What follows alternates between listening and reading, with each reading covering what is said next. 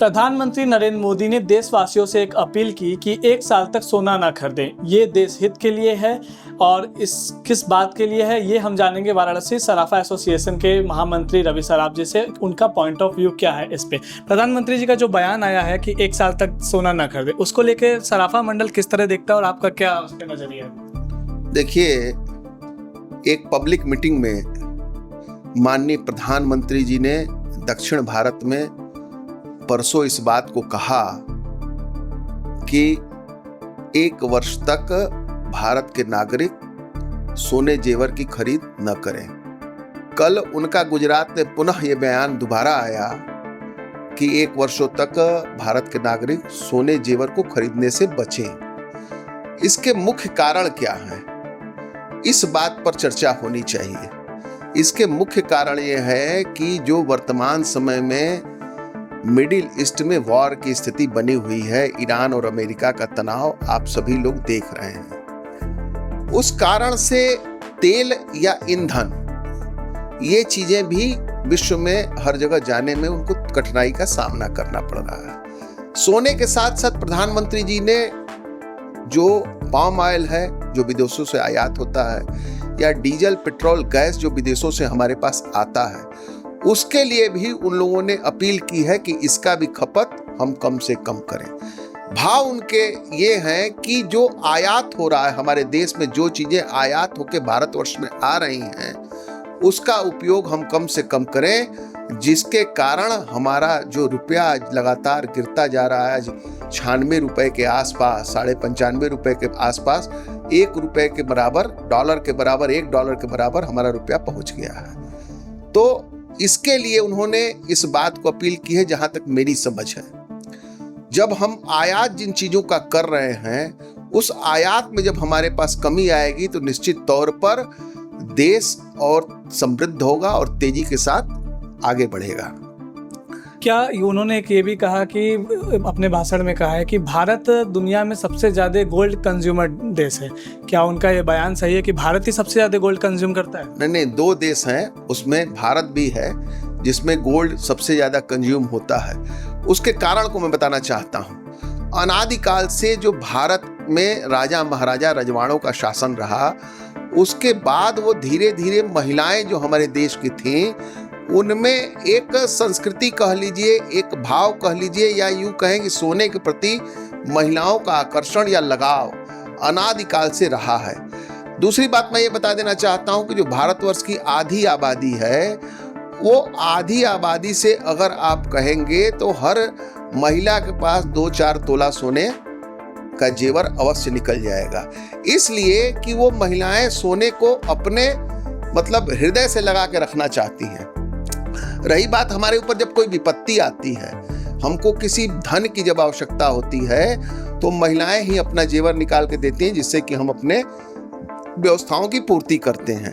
प्रधानमंत्री जी का जो बयान है, उस पर हम आम नागरिकों से ये कहना चाहते हैं कि सोने के जेवर की खरीदारी निश्चित तौर पर करें, परंतु जो उनके पास पुराने जेवर हैं, उस जेवरों को फिर से नए डिजाइन में बनवा के और अपने आने वाली पीढ़ी को, बहू बेटियों को वो गिफ्ट करें, ताकि देश का जो रुपया बाहर जा रहा है सोना के आयात में, वो रुपया भारतवर्ष में रह सके। क्या उनके इस बयान को हम खाड़ी देश में जो युद्ध चल रहे हैं उससे जोड़ के देख सकते हैं कि ये उस कारण इंडिया में ऐसा उन्होंने बयान दिया कि सोना कम खरीदे और क्रूड ऑयल बाकी चीज़ों का निवेश कम करें? बिल्कुल बिल्कुल यही है कि जो अस्थिरता का माहौल मिडिल ईस्ट में बना हुआ है, जिस दिन ये अस्थिरता खत्म हो जाएगी, उस दिन ये सारी चीज़ें सामान्य होने की स्थिति में आ जाएंगी।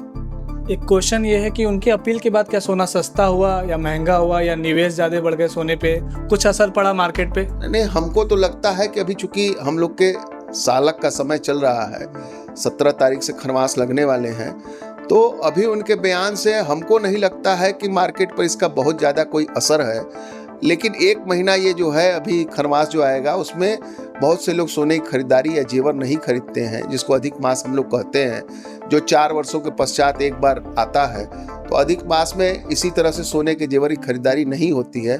लेकिन जो उनके बयान का प्रभाव 1 महीने के बाद पूरी तरीके से समझ में आएगा कि उनके बयान का क्या प्रभाव भारतीय जनमानस पर पड़ रहा है। जैसा कि आपने कहा कि सोना घर में रखा है, उसको रिसाइकिल करके अपने घर में पौत्र पौत्री जो किसी की भी शादी हो रही है तो उसको दे सकते हैं। तो कम सोना अगर खरीदेंगे साल भर तक इंडिया, तो उसका असर कितना पड़ेगा इंडिया के बाजार पे, इकोनॉमिक पे, उसका क्या असर पड़ेगा? देखिए, कम सोना अगर हम खरीदते हैं तो उसका तो निश्चित तौर पर प्रभाव पड़ेगा, क्योंकि जो सोना हमारे यहाँ आयात होके आ रहा है, जब वो आयात होके हमारे पास सोना आएगा नहीं, या हम सोना खरीदेंगे नहीं, अपने ही सोने को रिसाइकिल करेंगे, तो निश्चित तौर पर हमारा रुपया डॉलर के मुकाबले में मजबूत होगा। ये तो एकदम साधारण सी बात है कि हम कोई चीज परचेज नहीं करेंगे, हमारा रुपया करेंसी बाहर जाएगा ही नहीं। तो जबकि देश का एक मोटा पैसा सोने के रूप में खरीदारी करने पर डॉलर के रूप में बाहर चला जाता है। एक और अंतिम सवाल कि उनके बयान से क्या जनता को पैनिक होना चाहिए कि नहीं, इंडिया की जनता के लिए? नहीं, हम तो इस पर स्पष्ट अपने देशवासियों से ये निवेदन करना चाहते हैं कि प्रधानमंत्री जी ने जो बयान दिया है वो देश हित को सर्वोपरि रखते हुए दिया है। हमें पैनिक होने की कोई ज़रूरत नहीं है। जिस तरह से जीवन शैली हमारी चल रही थी या चल रही है, उसी तरह से ये जीवन शैली को चलाते रहना है। जो हमको आवश्यकता है, उस आवश्यकता की पूर्ति हमको अपनी करनी चाहिए। रही बात उनकी डीजल पेट्रोल पर भी जो बात आई है, ये भी अच्छी बात है कि हम कहीं जा रहे हैं तो पब्लिक ट्रांसपोर्टेशन का हम लोग ज़रूरत के हिसाब से उपयोग करें। अपनी गाड़ियों से कहीं जा रहे हैं तो भरसक प्रयास करें कि परिवार के सारे लोग उसी गाड़ी में, एक गाड़ी में ही समाहित हो जाएं। 2-4 गाड़ियां हम लोग लेके कहीं न जाएं। ज़्यादा से ज़्यादा हम क्रूड मतलब डीजल या पेट्रोल का उपयोग कम से कम करने का प्रयास करें और ईवी व्हीकल की तरफ हम लोग जाएं, जिससे कि निश्चित तौर पर हमारे रुपए का मूल्य धीरे धीरे बढ़ेगा डॉलर की अपेक्षा में। ऐसा कि आपने देखा कि वाराणसी सराफा व्यापारियों ने भी कहा कि सोना खरीदे, कम खरीदे और जो पुराने सोने रखे हैं उसको रिसाइकिल करके यूज़ करें और पैनिक होने की कोई ज़रूरत नहीं है। प्रधानमंत्री नरेंद्र मोदी का जो भी बयान है उसको आप अच्छे तरीके से देखें। ऐसी खबरों से बने रहिए। मैं हूं प्रशांत शर्मा।